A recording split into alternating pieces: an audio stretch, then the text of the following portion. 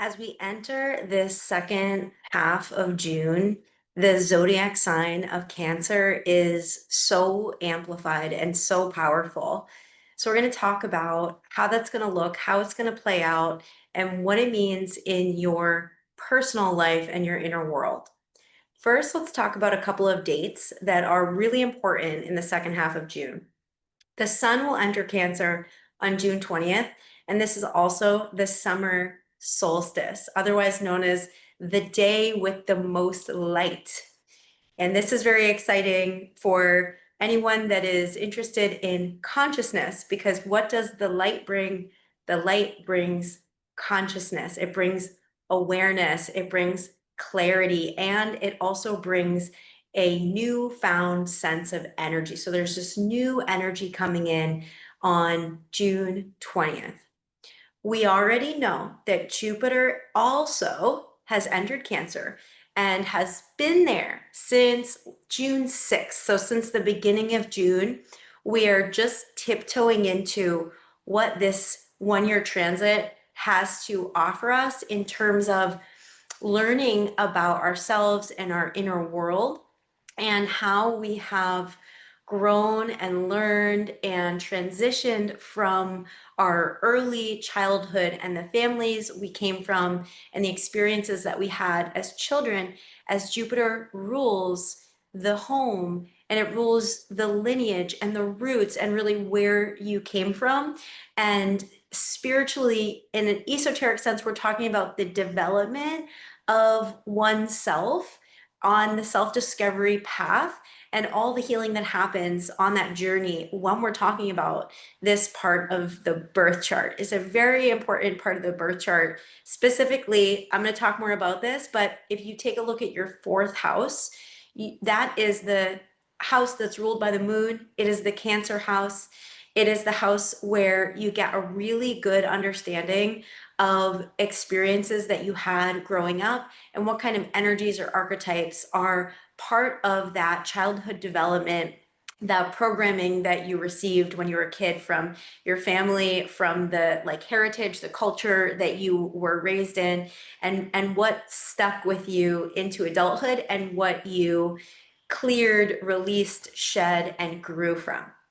So, Sun into Cancer on June 20th. Jupiter hasn't been in Cancer since June 6th and will be there for 12 more months, all the way till July 2026.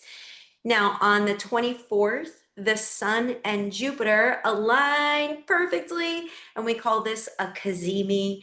It means that a planet is aligned in the heart of the Sun.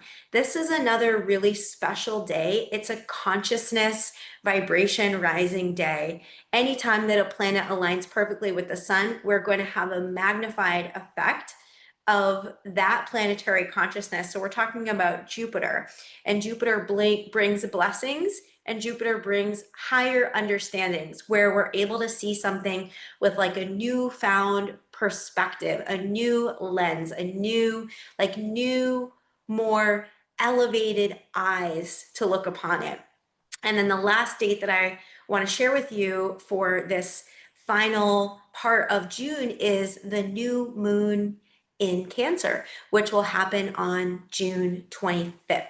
So let's go deeper into this Cancerian energy and what it means.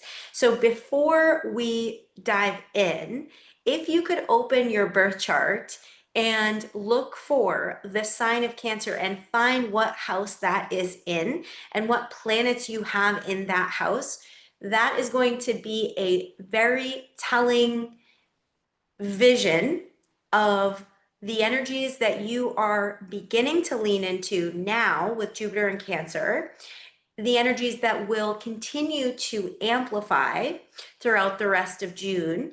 And then with Jupiter and Cancer for 12 months, this part of your birth chart is going to want a lot of your intention, and it's also going to give you attention. It's going to give you energy, and it will bring you new layers of understanding in your life, because in the teachings of Kundalini Yoga, Jupiter is the planet of wisdom, the planet of higher understanding. So Jupiter offers us this new perspective of things we've experienced in the past.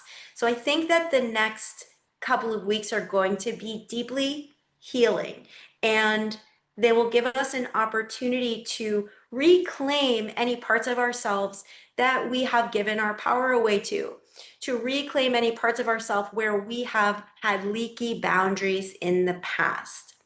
So when we're talking about the zodiac sign of Cancer, we're talking about the water element. What is underneath the surface? What we feel inside in our emotional body rather than what we say out loud. So what is being held emotionally in the body? What has been held? What might even be from the past, from childhood programming, from experiences that you had in the past that really shaped you, that are within you. And this gives us a really beautiful opportunity to heal ourselves on a totally new level and give our bodies and our inner world some space for self-expression where we are feeling the need to bring something out, to release something, to clear something that we have been holding. Because when we're talking about water signs, if you pour water into a glass, the water is going to take the shape of the glass. The water will hold the energy of the environment that it's in. So if you're a water sign, your environment, your experiences have really shaped your current being. And if you haven't had the opportunity to get that water poured out and flowed into a river or experience the energy of moving water in the ocean, this will be an opportunity to help move the water. What happens in a pond when the water is still and it's like doesn't move? We call that stagnant. We call that stagnant water. And oftentimes it's like a breeding ground for like mucky, icky stuff and things that are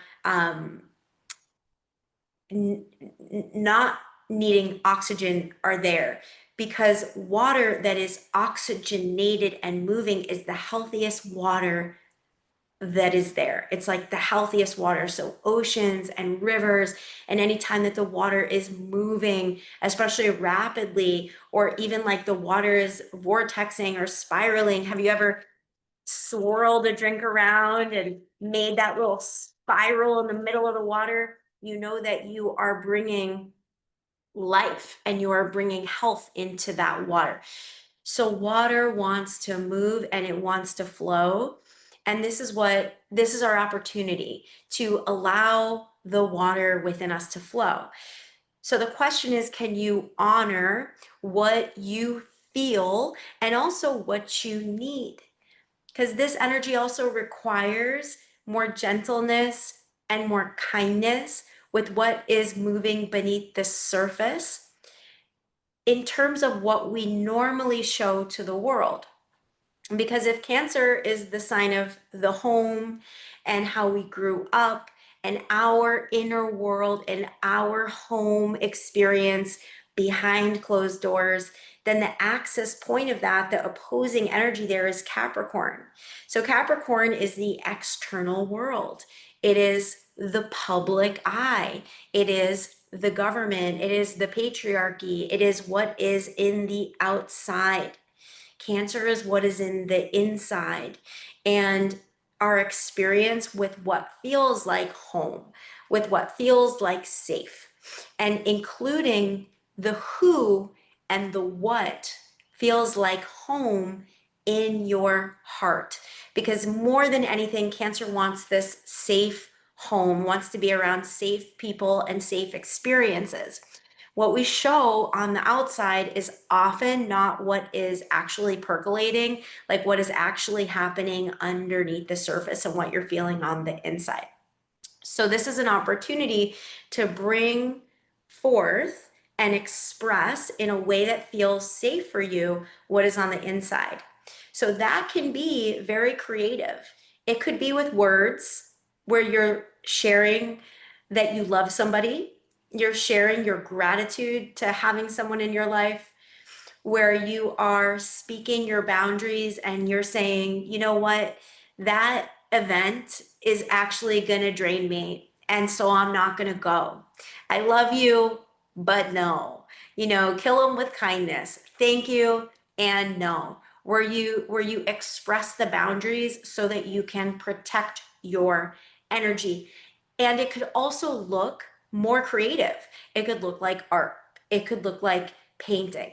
It could look like poetry. It could look like putting on music and like feeling the vibration of the music. Water signs do very well with processing emotions and experiences through listening to music. It might even be like sad songs so that you can lean into your tears and you can let that energy flow through you. It could be sad movies, let the energy flow through you. But hey, we're not just talking about sadness. Okay, that's like one of 8 billion quadrillion emotions. We're also talking about deep and profound senses of peace and love and joy and connection and ecstasy and happiness. It could really be any emotion that is moving through you. Emotions are energy in motion. And the reason why I want to talk about the music component, listening to music, or even singing and using your own voice, like that power of your own healing vocal cords, your own system, is going to create a vibrational resonance in the water in your body. We are mostly water. We are water beings. And when we connect with different vibrations, like through sound, we experience those vibrations on a cellular level and they help move the energy inside of us. I also wanted to share this piece that is ancient from Babylon and Egypt about how right now we know Cancer, we know the Cancer sign as the crab, right? It's got this shell, it like runs away from danger. It's like, I need to protect myself. And also, I have these little crab claw clippers and I'm going to clip you with my crab claw. Stay away. Very hard exterior, but a very, very soft interior. Sorry, for a moment, I just couldn't stop thinking about how much I love to eat soft shell crabs. The softer the shell, like the more delicious the experience. I'm sorry, Cancers. I love you, but you're so delicious and you're so sweet. If you've had a soft shell crab, you know that the meat is very sweet in that soft shell crab. But before we leaned into the symbol of the crab as Cancer, it was actually a turtle. In ancient Babylon and in Egypt, the zodiac sign of Cancer was a turtle. And if you think about it, the turtle carries its home on its back. It literally lives in its home no matter where it goes. So this speaks to our ability to provide within ourselves this stable, supportive, protective, in a healthy way, inner environment so that we can go out into the world and still have our safety mechanisms, our protection mechanisms where we're not leaking our energy. Without the shell, the turtle is just like a floppy little mushy slug with 4 limbs and cute. But with the turtle shell, we get that the ability to move around, to walk, to live, to exist. So this turtle representation, you could use it as a way to understand when and where you want to provide yourself with safety. So for example, there is this very psychically sensitive, absorbing feelings energy when we're talking about this zodiac sign. So if you were to walk into a room and you sensed feelings, this is Cancerian water, you sensed, no one said anything to you, but you sensed that there was like a bad vibe. You're just like, oh snap, bad vibe. You're not going to go deeper into the vibe. and absorb that vibe, you are going to put up some sort of a boundary so that you're able to protect your energy. Now, in the past, I literally have imagined that I have a turtle shell. And this is very personal, but in my very first ayahuasca journey, I've done 4 of them. Spirit gave me a turtle shell. And by the way, my moon is in Cancer. So like I got this energy, I get it. So spirit gives me a turtle shell, and it's like this big kind of like tortoisey shell. And spirit showed me that in order to protect my energy from like evil people, evil spirits, bad energy, energy that is not meant for me to take on and absorb as I have in the past, because I have this watery energy in my birth chart, and I'm a water being, like we all are. So even if you don't have, you know that even if you don't have planets or points in the sign of Cancer that you know about, you still have this energy. So we all have this ability to psychically absorb emotions around us. But this sign like just turns up the volume on the obviousness of that. So spirit showed me a turtle shell and had me literally on end block bad energies with this turtle shell.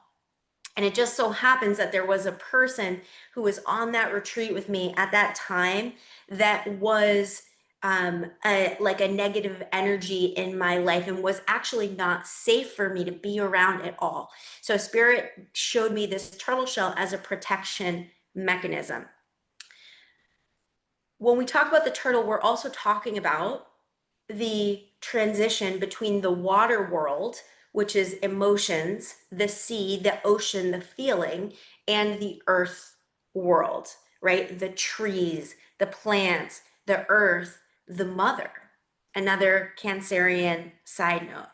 And our ability to live between the 2 worlds. The turtle can, we have sea turtles in the ocean. Those sea turtles come out and they dig holes, and they put their eggs in holes on the beach, on the land, on the earth. So it's this ability to be in between realms and really lean into this boundary, earthy, grounded quality so that we're not leaking our energy out, and at the same time not being too rigid and too contained with those emotions so that we hold them. Because we know that if you hold your emotions in and you keep things contained and you keep it in, which is often an earth thing, just holding water too, because water fills the cup, right? We end up getting sick. We end up getting stagnant. We end up having physical pain by holding these emotions. So this is the opportunity to clear the emotional cup that we have been holding. And that might be through creative expression, art, it might be through singing, it might be through movement, dance, it might be through tears to clear. Because another layer here is that with the sun transitioning into Cancer, we've got Jupiter in Cancer, we're going to have a Cazimi and a new moon all in Cancer. This energy is also having us recall our earlier memories of childhood and how we were raised and how we were programmed from our parents, our caregivers, specifically the mother, specifically your mother, or your experience with a mother if you were adopted or had a female caregiver, caretaker in your life, as well as if you are a mother, how you have mothered, or your desires to be a mother. So there is this archetypal energy of the divine mother, and an opportunity to heal ourselves through knowing that this planet that we live on is really this divine mother, right? Mother Earth, Pacha Mama, and that by being connected to the earth and giving our awareness and love for how the earth provides our food, our water, we can only live by receiving what the earth has to offer. We can experience healing and understanding of deep motherly love by the unconditional giving of Mother Earth. No matter what humans do to the earth, the mother keeps giving. It is just this truly unconditional, um, slightly now I'm also thinking like, oof, there's a tough piece to that because human mothers over giving, unconditionally giving, how important is it that that mother cares for herself and still has healthy boundaries and still gives herself energy and time and space to recalibrate? So there's this energy of what do we receive from the Pachamama, from the divine sacred earth mother that we are receiving from as her children? How do we care for others and have mothering qualities within ourselves? And then what was our experience with having a mother like in our childhood? And it's, of course, a very complex and complicated, tricky topic because we all have different experiences with our mother. And as we grow, we have shifts in our perception of what we experienced as well as a child. Like, for example, um, my mother was always trying to get me to lose weight when I was a child. And the reason was because my father was very overweight. He had a heart attack when I was very young. And when I was 12, this is so personal, but hopefully you're open to it. When I was 12, um, my mother put me into Weight Watchers and signed me up for like personal training lessons at our local gym so that I could lose this weight. But instead, what ended up happening is I developed an eating disorder and I became very obsessed and hyper focused with my body and my physical appearance and how much food I ate or didn't eat and all of that. So much comparison. And rather than loving myself as I was and doing my best to be healthy in a loving way, I was harming my body through the support of my mother. She didn't know it, right? And as I healed from this eating disorder about 10 years ago, I would place blame on my mother. It was her fault because she signed me up for Weight Watchers, and it was her fault because she was so obsessed with her own weight and she was always trying to lose weight, and she was in Weight Watchers too, and she was taking drugs for weight loss that were illegal at that time, right? And I made all of these explanations of why I was the way I was and why I was so hurt. And as I continued on my healing journey, I grew to have deep wells of compassion for my mother's experience of her own upbringing, and her desire to look a certain way was in direct reflection to her experience of receiving love and the love inside of her. So if you think about it, just as an example with my own personal mother, she did not accept herself as the way that she was, and that got like leaked out on me. Now, that wasn't a vindictive move from her. She wasn't conscious at all. And for many of us, we have parents that were not conscious of how they were hurt, how their actions, beliefs, or thoughts were spilling over and carrying down the line. And then you can also think about it if you go back in time. What were your mother's thoughts and beliefs about a certain thing that spilled onto her, that spilled onto you, that might spill onto the future generations if one isn't on this consciousness journey of healing and clearing out the subconscious programming that was brought with them.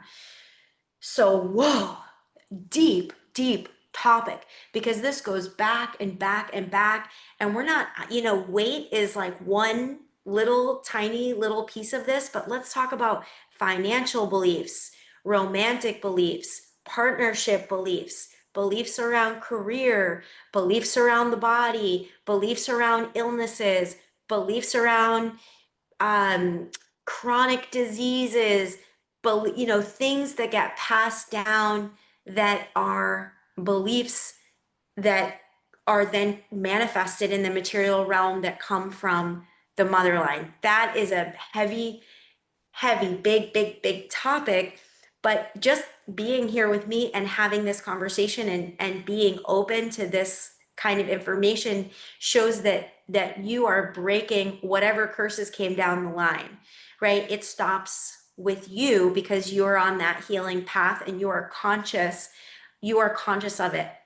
But to bring it all the way around, when I finally was able to recognize that she didn't know any better and she was passing something down that was unconscious, that she just did not realize and did not understand, and it was not out of ill will, I could have a lot more compassion for her and see her as the child that she once was. And when I got that compassion in my heart, and this is true of any time where you're able to release someone that you have been thinking as like evil or a villain, or maybe not even a villain, but just like did you wrong, even if they didn't know it. When you can release that, now you release the emotional stored energy that's in you from that you've been holding with your thoughts on them, and you free up so much more creative space. So when it just makes me, I could just keep going, because when we're feeling blocked, when we're not feeling creative, we are holding on to something. We're holding on to the past. We're holding on to some kind of emotional energy that is from the past. Because if you're being creative, you're letting something through you. And if you're letting something through you, you're in the present. Okay, so really, really powerful time.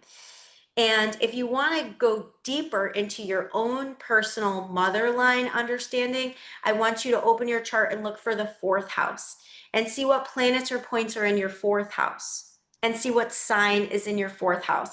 Because this is the house that's ruled by the moon.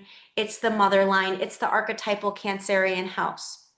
And just what do you notice about the planets, or the points that are in this house, and how they reflect the upbringing that you had?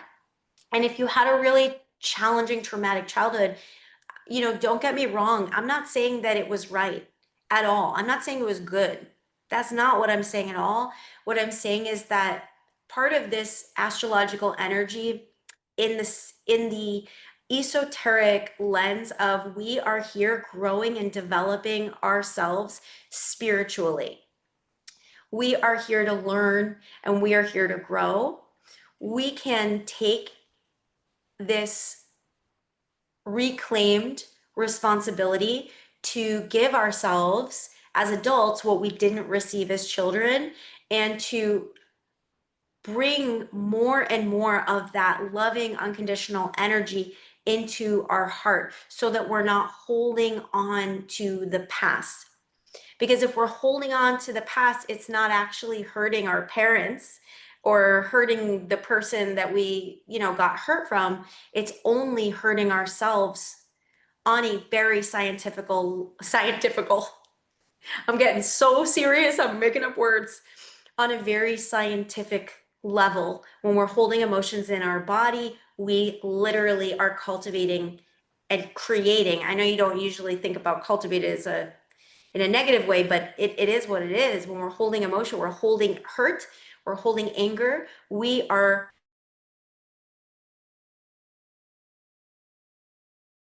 creating illness in the body. So if we're thinking about something and we're feeling that hurt energy, we're bringing the current emotional experience into our present world, when really it's the past.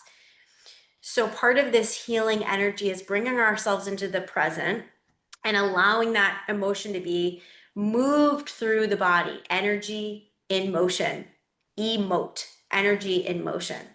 So however you do it, lean in and do it. Tears, dancing, screaming, shaking, jumping, drawing, poetry, whatever it is, you're moving the energy through you and honoring your inner world, like above all else. So I'm going to read to you some inquiry questions. You can just see how they feel inside of you. You don't need to specifically answer them, but just like let them drop in. So when in your life do you feel safe to express what is beneath the surface? When? When do you feel safe enough to express what's beneath the surface? And who in your life allows you the space and the understanding to express your true feelings? Those people are very important during this time.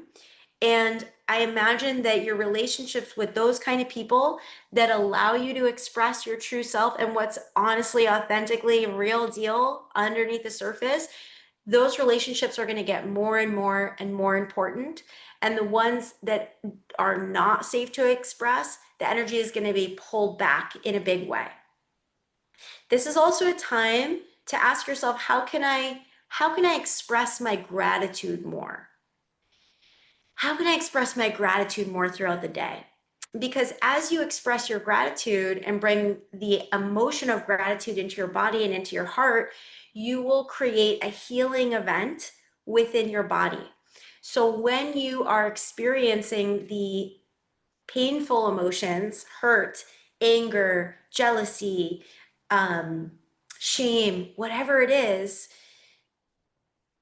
bringing your awareness into what you're grateful for and the gratitude that you can hold and feel in your heart is going to begin to heal your body and begin to help recalibrate and reharmonize what's going on inside of you. This is a good time to ask yourself, am I holding on to any emotions that are keeping me stuck, that are keeping me feeling like I can't move forward? What am I holding on to? And can I allow that energy to move through me creatively? So what can I create to get my momentum moving forward? Am I consuming too much TV? It could be food. It could be low vibrational anything, music that is putting you in a bad mood, listening to the news, whatever it is it too much to hold? And can I instead put my energy into being more creative and focusing on what I'm grateful for? And then the last thing is, what is unsaid within me? What is unsaid? What is being held within me? And how can I trust that my heart's truth will be met with universal support? Because when I express, when I'm honest, when I share what's true to me, it's not only healing for my own heart, but it's healing for the other person that is receiving it. And if it is not met with understanding and it creates a dissonance between the two energies, either A, this person is not meant for you, they don't understand you and they don't want to, why would you want them around? Or B, they do understand, or they at least want to understand and are open to having a conversation. Con means with, together, conversation. Together, we have what might feel difficult energies moving through at the moment, but the deeper we go, the more we can connect. And that's true for all of us. It's like the more honest we are, the deeper we go, the more we connect. So as Cancer season unfolds and we go for these last few weeks of July and June and into July, lean more into your senses, what you feel and what you know, your intuition, and bring this component of self-trust in, knowing that you're safe. You're safe to honor your emotions, you're safe to express yourself, and you're safe to have your turtle shell or your Cancer body retreating if you need to retreat, or protecting and being that like the warrior has its shell. You know, I'm now imagining this Saturn and Neptune in Aries is like the warrior of love, and their shell is the Cancer turtle shell. And you're like, no, you can't mess with me. I am committed to feeling grateful. I'm committed to feeling good. I'm committed to feeling love, and I'm committed to healing, like I know you are. So I hope this was helpful for all of you. I'm so grateful for you. Let me express my gratitude to you just for listening, especially if you stayed the whole time. Oh my God, I'm so grateful for you. I will be away until the end of June for my Abracadabra Astrology Mastery cohort. You already know I will be back at the end of June, and we'll celebrate this new moon in Cancer on the 25th. Remember that on the 24th is that Cazimi day, really special, magical day where the energy of the heart is going to expand. It's a really great day to start something new, even before that new moon. Just these energies really work together. And if you are wanting to learn more about what we do in Abracadabra Astrology Mastery, then you can reach out